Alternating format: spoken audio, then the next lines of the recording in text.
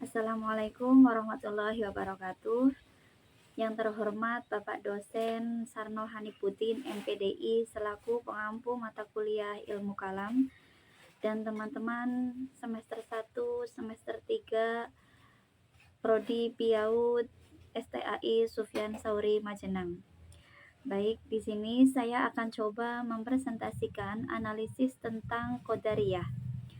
Qadariyah berasal dari bahasa Arab, yaitu dari kata qadaro yang artinya kemampuan.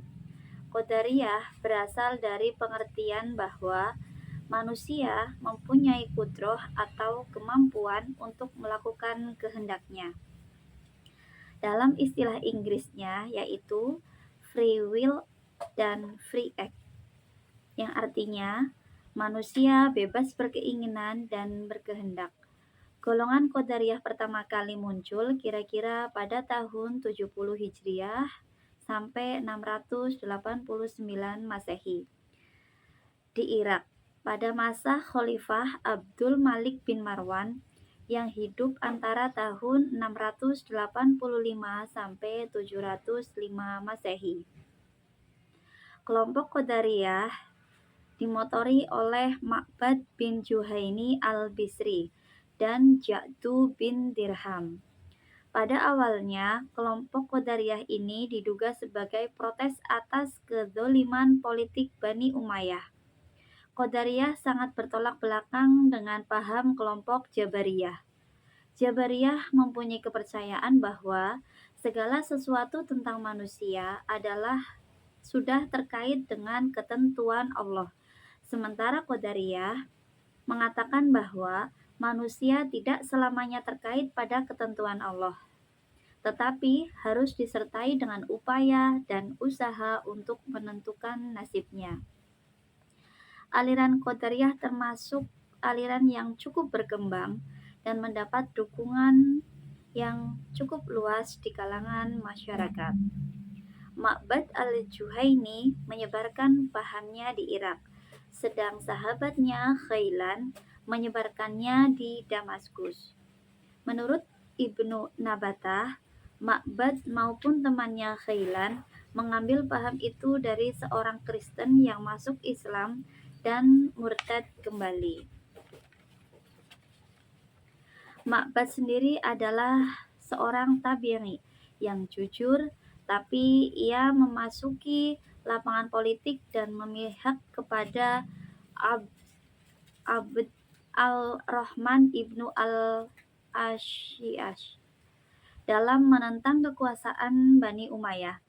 Dalam pertempuran dengan Hujjaj, Ma'bad mati terbunuh pada tahun 80 Hijriah sampai atau 699 Masehi.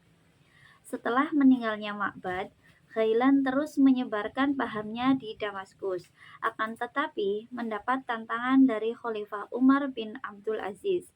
Setelah Umar wafat, Khailan terus menyebarkan pahamnya sehingga akhirnya ia mati dihukum oleh Hisham bin Abdul Malik. Sejak terbunuhnya tokoh Qadariyah, bukan berarti aliran Qadariyah ikut terkubur bersama tokohnya.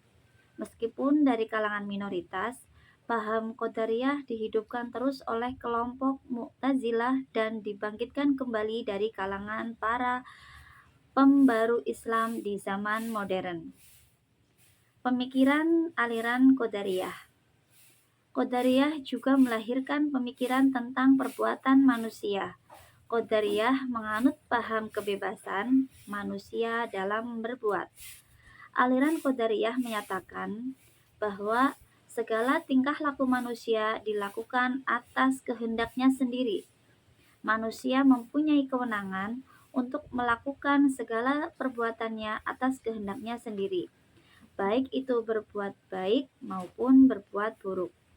Oleh karena itu, berhak menentukan pahala atas kebaikan yang dilakukannya dan berhak memperoleh hukuman atas kejahatan yang telah ia perbuat. Paham ini lebih mendorong kemajuan bagi manusia, meningkatkan tanggung jawab, dan menumbuhkan prasangka baik kepada Tuhan. Kelompok ini percaya kepada takdir, tapi takdir yang dimaksud bukan bermakna nasib, melainkan bermakna kemampuan, kekuatan, atau kekuasaan. Faham takdir pandangan Qadariyah adalah ketentuan Allah yang diciptakan untuk alam semesta beserta seluruh isinya yang dalam istilah Al-Quran adalah sunatullah. Ajaran aliran Qadariyah. Ciri-ciri aliran Qadariyah adalah: yang pertama, manusia berkuasa penuh untuk menentukan nasib dan perbuatannya. Maka perbuatan dan manusia itu dilakukan dan terjadi atas kehendak dirinya sendiri, tanpa campur tangan Allah Subhanahu wa Ta'ala. Dan ciri yang kedua, iman adalah ma'rifah, serta mengetahui dengan isinya adanya Allah dan Rasul-Nya, yakni dengan hati dan lisan saja. Sedangkan amalan itu bukan bagian dari iman. Amalan menduduki tempat kedua setelah iman. Artinya, apabila seseorang yang telah menyatakan imannya dengan pengakuan hati dan ucapan lisan, maka dia tidak lagi dituntut sesudahnya untuk beramal. Ciri-ciri yang ketiga, orang yang sudah beriman tidak perlu tergesa-gesa menjalankan ibadah dan amal-amal kebajikan lainnya. Pokok-pokok ajaran aliran Qadariyah. Menurut Dr. Ahmad Amin dalam kitabnya Fajrul Islam halaman 297 sampai 298,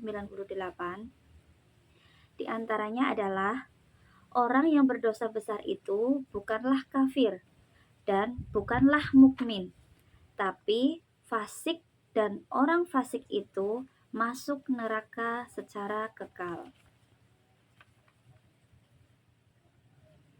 Kaum Qadariyah berpendapat bahwa akal manusia mampu mengetahui mana yang baik dan mana yang buruk, walaupun Allah tidak menurunkan agama, sebab segala sesuatu ada